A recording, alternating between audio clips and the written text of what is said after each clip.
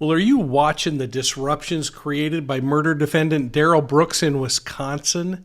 The judge is bending over backwards, and she's allowing him to create havoc in the courtroom.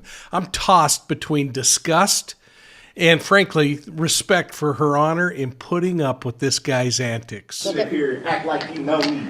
People like you don't, y'all don't know nothing about where I come from. Mr. Brooks. An outburst in court from Darrell Brooks. Get your hands off me. We'll come back at 12:30. Just told you to get off me. Friday's hearing started differently. I observed that for about the past 40 minutes, Mr. Brooks appears to be asleep. Brooks had his head back and eyes closed. A wake-up call came when Judge Jennifer Doro denied the defense's effort to dismiss Brooks's case. Well, how long do you think the Christmas parade murder suspect, Darrell Brooks, should get away with this bizarre behavior?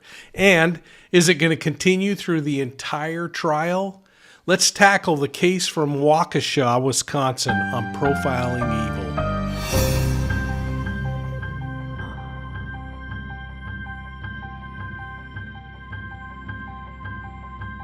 Well, welcome to this edition of Profiling Evil podcast. And if you're new to our channel, please take a moment and hit that like and subscribe button. Ring the bell so that you're getting all of our videos just like this one. And if you're interested in learning a whole lot more about crime, consider joining our channel memberships. My favorite is the Academy level, where you get first dibs at new videos that are designed to teach you more about the criminal investigative process. Now, I'm recording this video from Mexico, where I'm down here speaking at the National 911 Conference. I had dinner tonight with a bunch of law enforcement officers who shared what they're doing on the borders to try to thwart drug trades and drug enterprises. You know, this is serious and dangerous business, and I hope you'll join with me in praying for wisdom and safety for those men and women who are serving down in Latin America. Now, if you're like me, folks, you're getting really frustrated with the courtroom antics of Darrell Brooks, the guy accused of mowing down 6 parade goers during a Waukesha Christmas parade last year. This one made it to court pretty darn quickly, and the guy has already been tossed out of the courtroom a number of times because of his bizarre outbursts. He's defending himself. His behavior isn't changing, and now we're learning through the prosecutor that he actually spent time in jail on those jailhouse conversations, telling family members and friends that he was going to do everything possible to try to disrupt the trial. Well, frankly, mission accomplished. I mean, where on earth do you begin when talking about this case and the court proceedings? I joined Julie Grant on Court TV this week a couple of times to talk about this case and about these courtroom antics. Nobody expresses things better than Julie when she brings right out of the box a question about what I'm thinking as I watch this case unfold. Let's listen in on this one. This case is going to be one for the books, as I like to say. Let me bring in my guest now. He's joining us from Salt Lake City, Utah. He's a retired police commander and currently the host of the Profiling Evil podcast. Mike King is on this show. Commander, great to see you. Oh, I'm doing well, thanks. Boy, oh boy, is this going to be a trial. Okay, I'm just going to let you go. Go ahead, Commander. I know you've got so much to say about this guy. Well, I want to pick your brain, Julie. I mean, how on earth does the judge agree to allow this man to represent himself? I mean, isn't this going to just lead to a mistrial? And how frustrating for everybody to think that this could simply be a practice run. I guess he could surprise us. Well, I couldn't help myself. I had to ask Julie, based on her experience as a prosecutor, how on earth a guy like this can be permitted to represent himself in court. Now, join me as this former prosecutor and highly respected lawyer instructs you and me on why this is allowed. Julie, as you know, anchors daytime television for Court TV. So, great question. I'm glad you brought this up because I'm getting it a lot. And I'm seeing a lot of misreporting on this. And I'm glad you brought it up, Commander. So it's not the judge's decision the decision lies with the defendant. He's got a constitutional right protected under the 6th Amendment where he can represent himself if he so chooses, or have counsel represent him.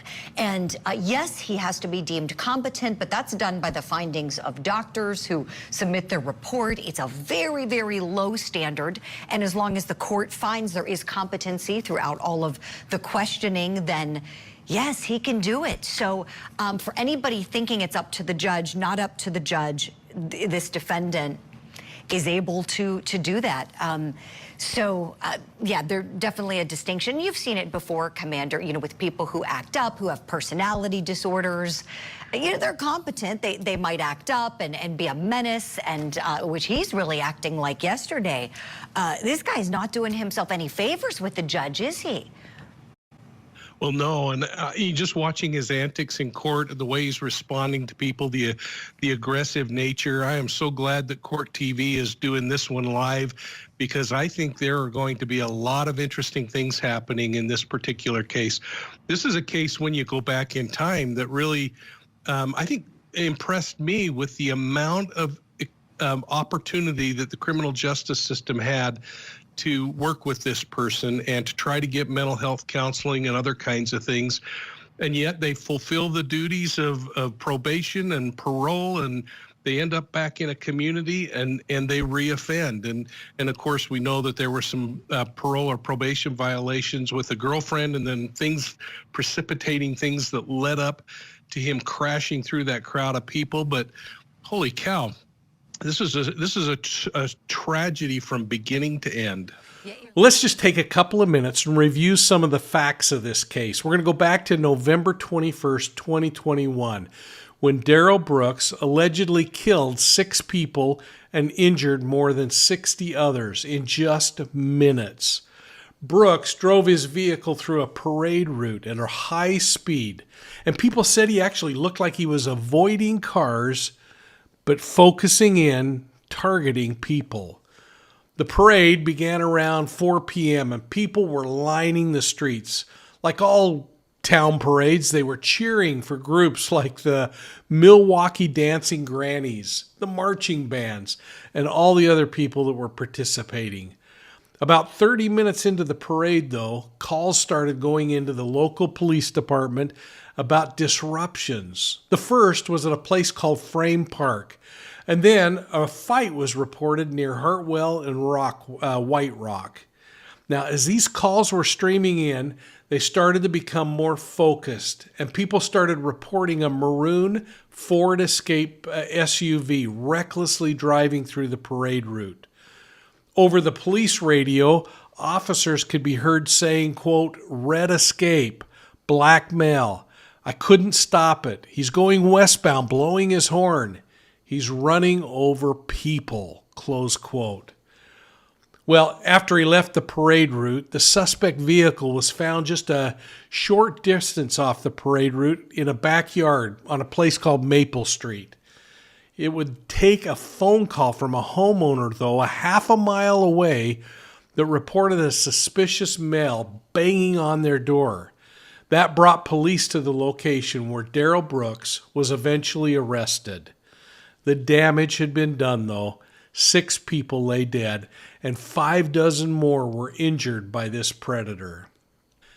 Now, as the information on this case unfolds, we also learned that there were previous criminal acts by this defendant, including one that happened just before the parade murders, and that was against Brooks' girlfriend. Well, it would take prosecutors about 2 days before he was formally charged, but now he faces 6 first-degree intentional homicide charges and 61 counts of reckless endangerment that could lead to this guy spending the rest of his life behind bars if he's convicted. Yeah, it really is, Commander. You're exactly right. This guy never should have been out on bond. He was locked up days before this happened. And I'm sure you're aware of this fact, Commander, but for anybody who hasn't seen or heard this, apparently he also allegedly tried to run over his girlfriend with the same SUV that he allegedly used to run over people at that parade. And this is prior to. She suffered a broken leg, according to police.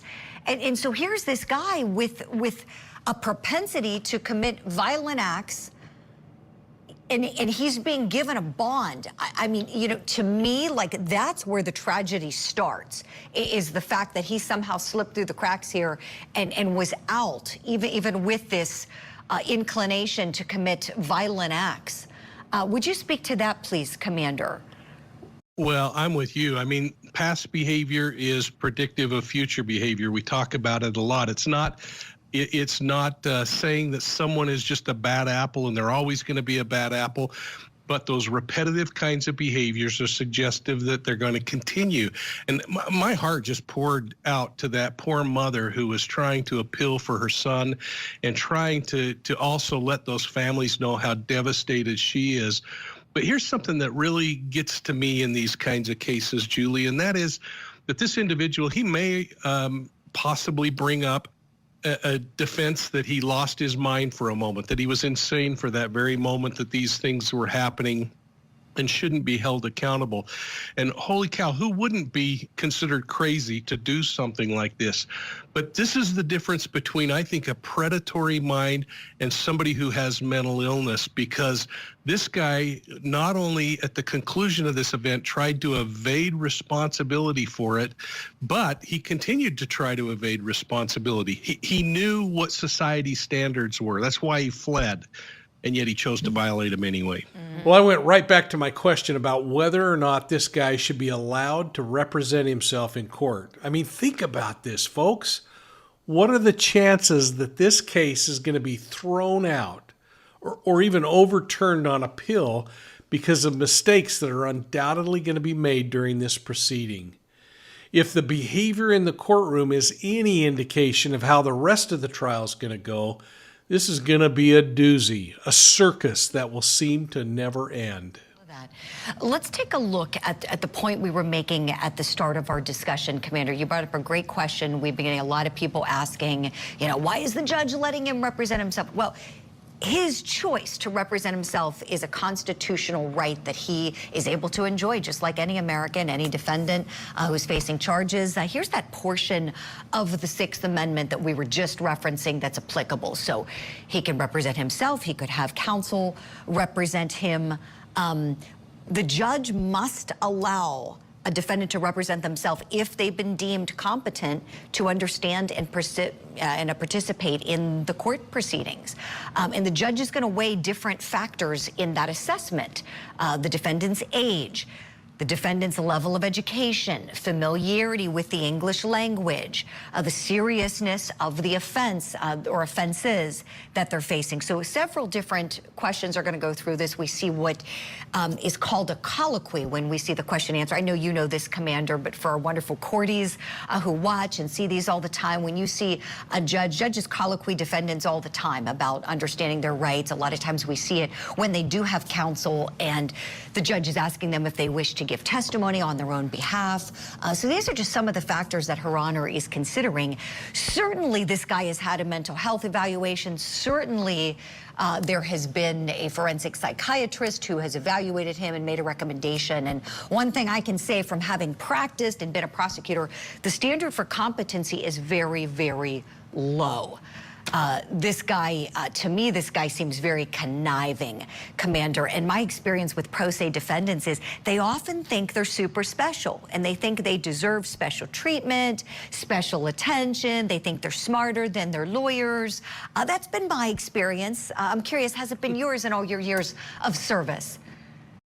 It has, and I think it's just such an incredible arrogance to do that. I have flashbacks. I spent so much of my career studying serial predators, and I immediately think of Ted Bundy, you know, a short-term law student at the University of Utah. I knew people that were in the same law school class with this guy, and here he comes out and thinks that he can defend himself on a capital murder case.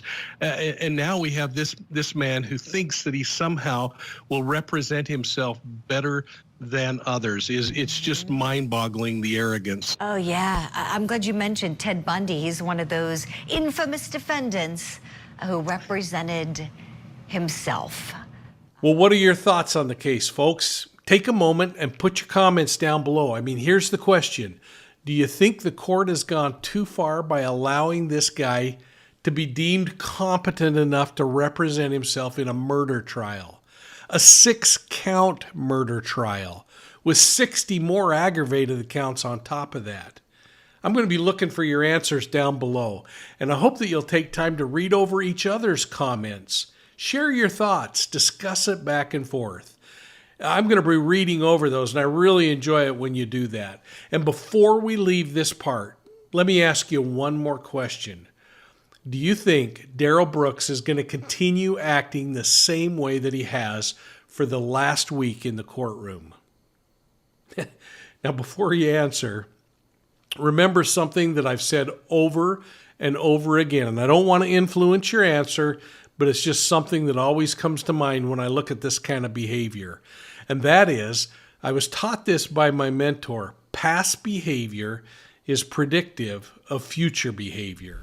Well, hey folks, if you didn't think this case could get any crazier, Brooks showed up in court this morning wearing his jailhouse orange. And to make things really dramatic, he pulled his shirt off in the middle of the courtroom. The judge threw him out. He's sitting in an adjacent courtroom watching the proceedings unfold from closed-circuit television.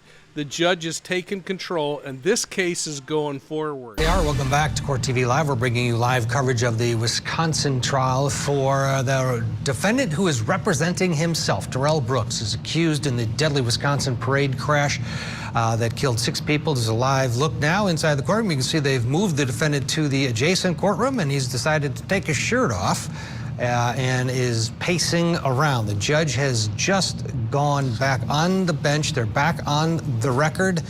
No jury yet. Let's listen in. The courtroom multiple times. This morning alone, he started interrupting this court within a minute of the court calling the case. I should also make a record at the moment he is muted because of the way that he was removed from the courtroom and his conduct since.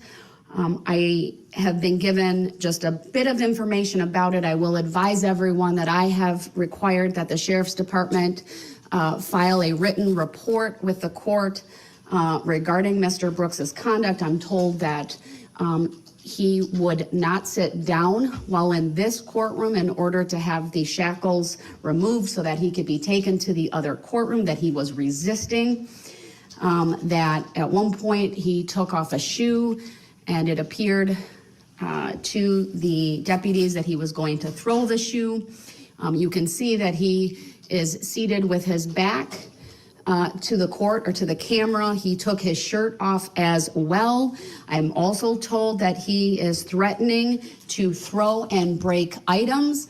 I want to give him headphones since he has claimed in the past to be hard of hearing in one ear, but given his statement that he would throw and break things, unless he can pledge to this court that he will not do that, I'm not going to provide that information. I will advise that the audio in that courtroom should be turned up accordingly so that it is louder than it has been. I've also been advised that the audio and visual equipment is working in that courtroom. The deputies that are in there can see and hear the court through the Polycom system. Today is a little bit different in that there is no Zoom. And so, but this court, with the blessing of technology in this new building, have the ability to call in one room system to the other. That is why we're able to see and, when appropriately, hear him when unmuted. And then there are the 4 camera angles that are presently from this courtroom. I have the camera in the other courtroom on a single camera since he's the only individual in there. This court has, in essence, extended this courtroom to the neighboring courtroom. While there is ample evidence in the record, not only through the proceedings up to this point, but this morning alone, that through his conduct, he has forfeited his right to be present. I'd also make a finding that he is appearing from that courtroom, and that because of the audio and visual equipment and system that we have in place, that it is the functional equivalent of being present in this courtroom. This court has relied repeatedly on Illinois versus Allen. I've read portions of that case into the record. I don't intend to go through that at length here today, other than to indicate that trial judges that are confronted with disruptive, contemptuous, stubbornly defiant defendants must be given sufficient discretion to meet the circumstances of each case. No one formula exists for maintaining the appropriate courtroom atmosphere will be best in all situations. And in that case, there were at least 3 constitutionally permissible ways for a trial judge to handle a stubbornly defiant defendant, which this court would find Mr. Brooks squarely has become and has demonstrated over the course of these last few days. One option is to bind and gag him. I've already talked about at a previous hearing why I choose not to do that. Cite him for contempt. I choose not to do that either. The third is to take him out of the courtroom until he promises to conduct himself properly. Mr. Brooks today, of course, showed up in court from the jail in his jail attire. He does that by his choice. I gave him the opportunity to go back to the jail to put on his suit and tie or other street clothes. He refused to answer that question. This court will continue with this trial, as I have previously indicated. There are many resources that have been put into bringing this day to bear, and it is important for all involved that this trial continue. Again, Mr. Brooks is given the opportunity to appear from that other courtroom. At this point, I'm still in the final housekeeping matters, and so he clearly has forfeited his right to be present for that. I will advise Mr. Brooks, as I have advised him repeatedly, if at any point in time he wants to come back and he is willing to promise that he will abide by the rules of courtesy and decorum and be civil and show respect for the court proceedings for all individuals in this courtroom, including Mr. Brooks himself, then he may come back in. Well, I hope you enjoyed this video. Watch the rest of what happened today and then weigh in on what you think the next thing is that's going to happen. And if you have a few minutes, go over to 10 to Life and check me out on Annie's channel as we talk about the ever-evolving Debbie Collier case. Thanks again, and we'll see you soon. Hey, please hit that like and subscribe button and ring the bell.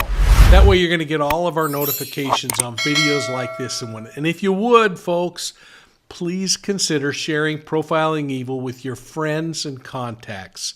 And if you have suggestions, go over to Profiling Evil and send them over to us. And remember that you can find us on Facebook, Twitter, Instagram, and of course, YouTube here. And if you're into podcasts, I hope you're checking out Profiling Evil podcasts on your favorite podcast platform.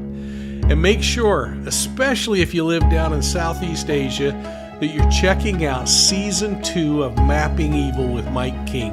It just launched with a series called Killing Betty. Hey, thanks for your support, and we'll see you all soon at the next crime scene.